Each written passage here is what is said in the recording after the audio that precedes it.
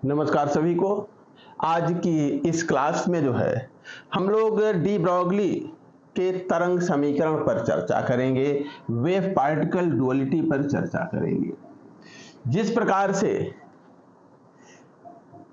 De Broglie ने यह बताया कि जब कोई कण चलता है तब वह तरंग का स्वरूप प्राप्त करता है, तरंग के रूप में चलता है।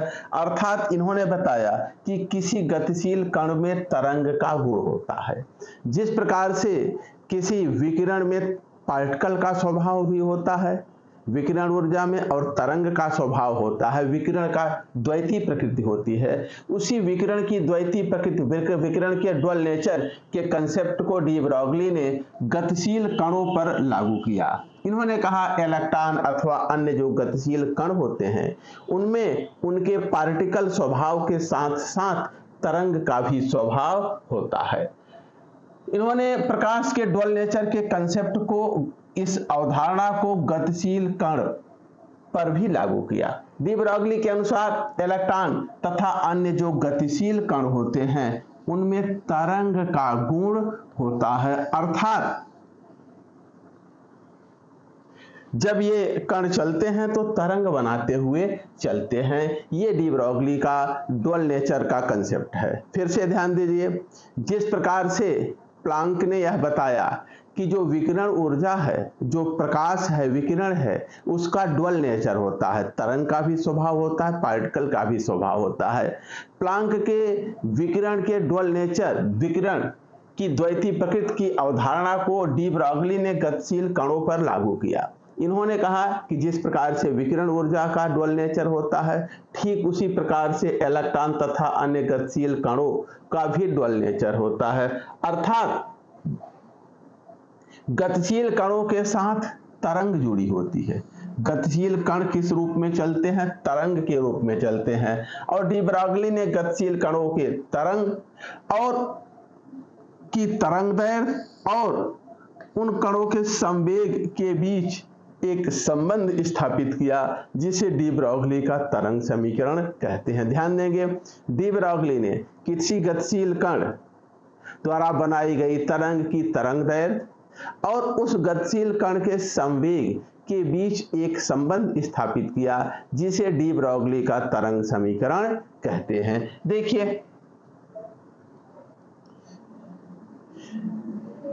डी ब्रॉगली ने प्लांक के क्वांटम सिद्धांत के आधार पर अगर देखा कि यहाँ पर किसी भी पार्टिकल की एनर्जी या किसी भी तरंग की एनर्जी जो है, किसी वेव की, विकिरण की एनर्जी अगर हम देखें तो विकिरण की एनर्जी एच न्यू के बराबर होता है या एच सी अपॉन लैम्डा के बराबर होता है, ऐसा प्लांक ने बताया।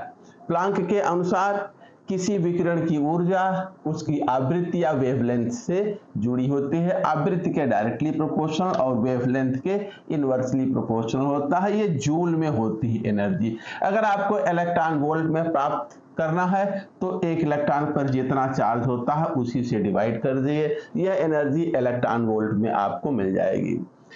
ये प्रकाश की एनर्जी, उसमें जो फोटॉन है उसकी एनर्जी के लिए प्लांक का समीकरण।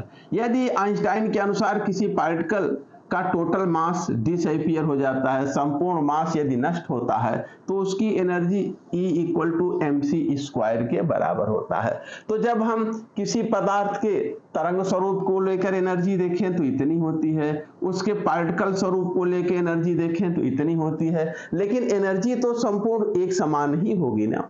किसी वस्तु के चाहे पार्टिकल स्वरूप को लेकर एनर्जी कैलकुलेट करें, चाहे तरंग स्वरूप को लेकर एनर्जी कैलकुलेट करें, उसकी जो एनर्जी होगी वो हमें एक समान ही मिलेगी। एनर्जी टोटल उसमें जो होगी वो समान, एक समान होगी। ऐसा नहीं है कि हम अलग अलग स्वरूप को मान करके किसी कण की या किसी भी विकिरण की एनर्जी की गणना करें तो हमें एनर्जी अलग अलग प्राप्त हो, ऐसा नहीं है।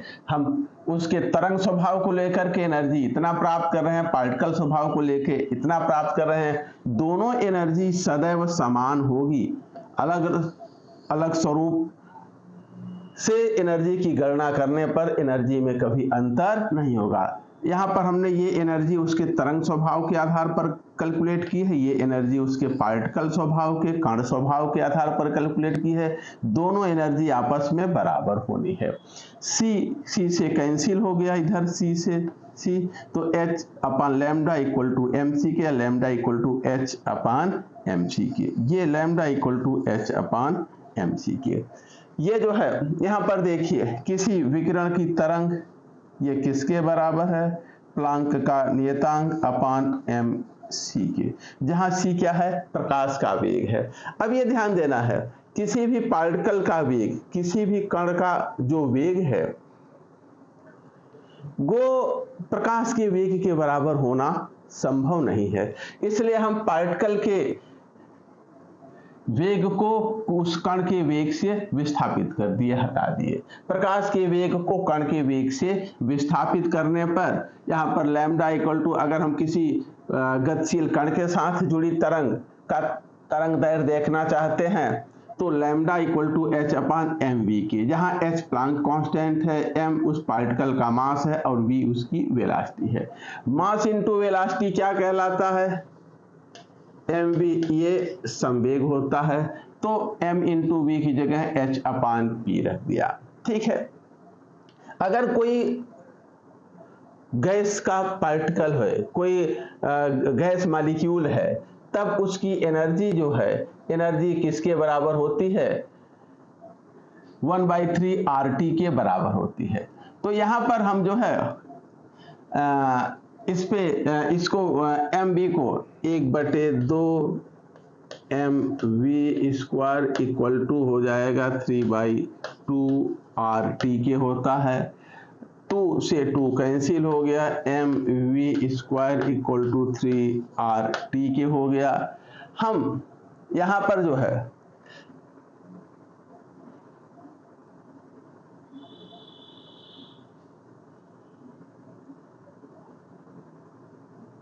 mv की जगह दोनों तरफ m से मल्टीप्लाई कर दें तो m square v square equal to 3mRT के हो गया, या mv इक्वल्स टू, अगर स्क्वायर हटाएंगे इधर से, ये √3RT की हो जाएगा। तो mv की जगह √3RT रख दिया गया।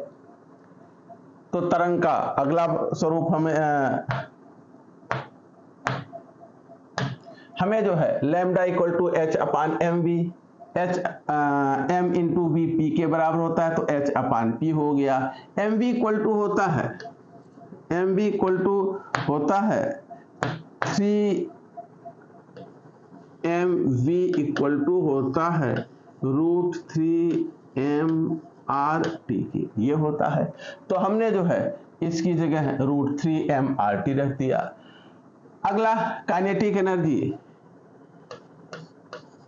mv स्क्वायर, ये काइनेटिक एनर्जी के बराबर होता है। इसको इधर कर दें तो mv square equal to 2e के, दोनों तरफ m से मल्टीप्लाई कर दें तो m square v square equal to 2me के, तो mv इक्वल टू हो जाएगा, इधर से स्क्वायर रूट हटाएंगे तो √2me के बराबर हो जाएगा।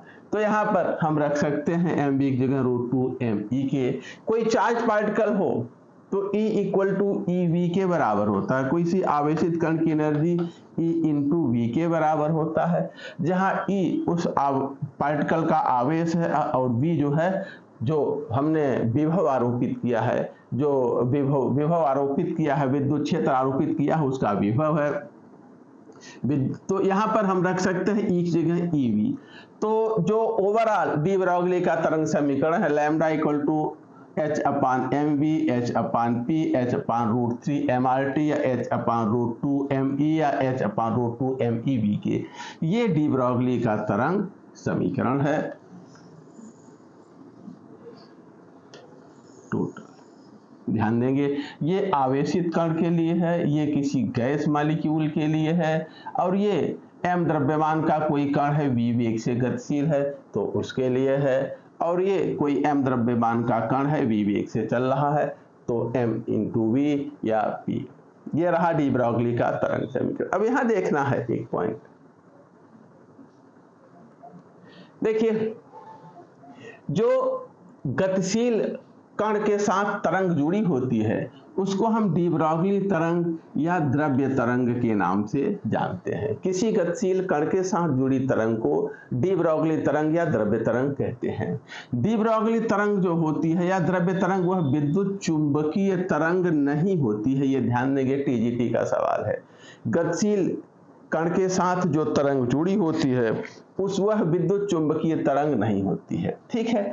जो द्रव्य तरंग है यह सदैव द्रव्य के साथ जुड़ा रहता है, हमेशा उसके साथ जुड़ा रहता है, कभी उससे अलग नहीं होता। जबकि विद्युत चुंबकीय तरंग जो है यह पदार्थ से अलग हो जाते हैं, उससे सेपरेट हो जाते हैं, अलग हो जाते हैं और पदार्थ वहीं रहता है। जबकि द्रव्य तरंगे जहां द्रव्य है वहीं पर रहती हैं, द्रव्य से अलग नहीं होती हैं।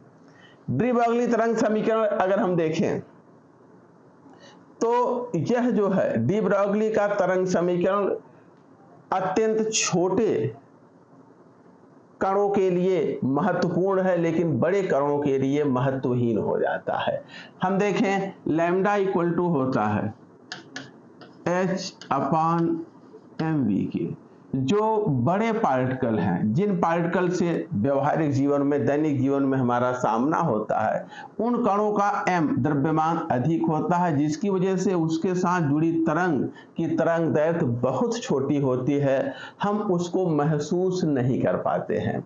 ये बड़ा, इसकी वैल्यू बड़ी कहाँ होती है, जैसे इलेक्ट्रॉन है, प्रोटॉन है, इन सब के लिए तो इन गतिशील इलेक्ट्रॉनों, प्रोटॉनों या अन्य अत्यंत छोटे कणों के साथ जो तरंग दैर्घ्य जुड़ी है उसकी वेवलेंथ पर्याप्त होती है, उसको हम महसूस करते हैं, उसको हम रियलाइज करते हैं। लेकिन व्यवहारिक जीवन में जो जिन पार्टिकल से, जिन कणों से हमारा सामना होता है दैनिक जीवन में, जैसे क्रिकेट की गेंद है, वॉलीबॉल है, कार वाहन चल रहे हैं या छोटे गोलियां हम खेलते हैं कांच की, उनका द्रव्यमान इतना अधिक होता है कि उनके साथ जुड़ी तरंग दैर्घ्य नगण्य होती है, उसको हम महसूस नहीं कर पाते हैं। अर्थात व्यवहारिक जीवन में इस समीकरण का, डी ब्रॉगली के तरंग समीकरण का कोई महत्व नहीं होता। एक प्रश्न महत्वपूर्ण आगे, अगला पॉइंट बहुत इंपॉर्टेंट है। देखिए, किसी गतिशील इलेक्ट्रॉन या गतिशील पार्टिकल में तरंग का स्वभाव होता है, इसको डेविसन एंड जर्मर ने 1927 में प्रमाणित किया था। किस आधार पर? उन्होंने विवर्तन पैटर्न लिया, कैथोड रेस का डिफ्रैक्शन पैटर्न लिया, ठीक है, और उन्होंने कैथोड रेज का विवर्तन पैटर्न लिया और ये पाया कि इनका विवर्तन पैटर्न ठीक उसी प्रकार का था जिस प्रकार से एक्स रेज का डिफ्रैक्शन पैटर्न होता है। एक्स रेज चूंकि तरंग का स्वरूप होते हैं और गतिशील इलेक्ट्रॉन से प्राप्त विवर्तन पैटर्न अगर इलेक्ट्रॉन एक्सरेज के विवर्तन पैटर्न के जैसा है, इसका मतलब कि गतिशील इलेक्ट्रॉनों में भी तरंग का स्वभाव है और इस आधार पर वेव पार्टिकल डुअलिटी की अवधारणा को प्रमाणित किया गया। ठीक है, तो ध्यान देंगे, डेविसन और जर्मर ने यह प्रमाणित किया था डिफ्रैक्शन पैटर्न के, विवर्तन पैटर्न के आधार पर कि गतिशील इलेक्ट्रॉनों में ठीक उसी प्रकार से तरंग का स्वभाव होता है जिस प्रकार से एक्स रेज में, क्योंकि दोनों का डिफ्रैक्शन पैटर्न, जैसे एक्स रेज का डिफ्रैक्शन पैटर्न जैसा है, ठीक उसी प्रकार से कैथोड रेज का भी डिफ्रैक्शन पैटर्न एक जैसा मिला। ठीक है, यहाँ पर एक पॉइंट हम फिर से बता देते हैं। देखिए, लैम्डा इक्वल टू H/mv के बराबर, ये तो डी ब्रॉगली ने डिराइव किया था। किस आधार पर? अगर हम इलेक्ट्रॉन के तरंग स्वभाव के आधार पर उसकी एनर्जी या किसी भी पार्टिकल के तरंग स्वभाव के आधार पर उसकी एनर्जी की गणना करें तो ये h न्यू के बराबर होता है या hc/लैम्डा के बराबर होगा। ऐसा प्लांक ने किसी भी वेव, विकिरण की एनर्जी का डेरिवेशन प्लांक ने इस तरह से किया था। लेकिन अगर हम किसी पार्टिकल के किसी भी, जैसे इलेक्ट्रॉन के तरंग स्वभाव के आधार पर उसकी एनर्जी देखें तो इतना होगा। अगर हम इलेक्ट्रॉन के पार्टिकल नेचर के आधार पर एनर्जी देखें तो उसकी एनर्जी mc² के बराबर होगा। ये आइंस्टाइन ने बताया था।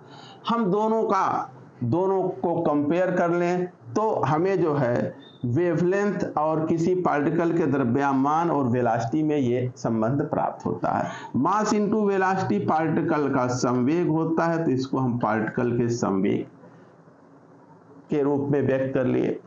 अब ये ध्यान देंगे यहां पर mv, अगर कोई गैस का मॉलिक्यूल है, कोई गैस का अणु है, तो उसकी एनर्जी जो है E, ये होता है 3/2 RT के।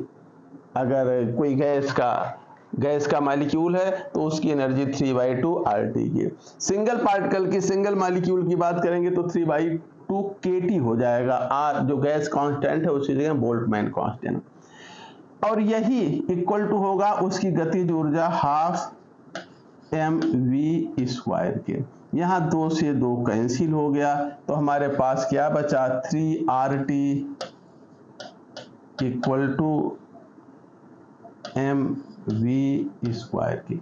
दोनों तरफ m से मल्टीप्लाई कर दें तो 3mRT equal to m² v² की।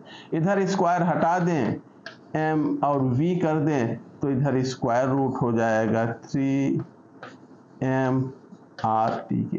तो यहाँ हम mv की जगह क्या रख सकते हैं, √3mRT की। तो ये हो जाएगा h/√3mRT की। ये हो गया, ठीक है। आगे जो है, आगे नेक्स्ट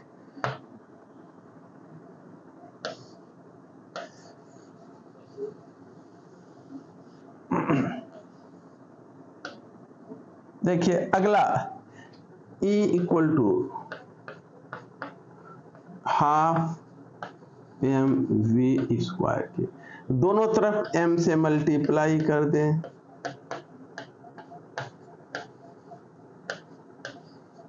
स्क्वायर के, ठीक है। 2 को इधर कर दें तो ये हो जाएगा 2me इक्वल टू m²v², ठीक है।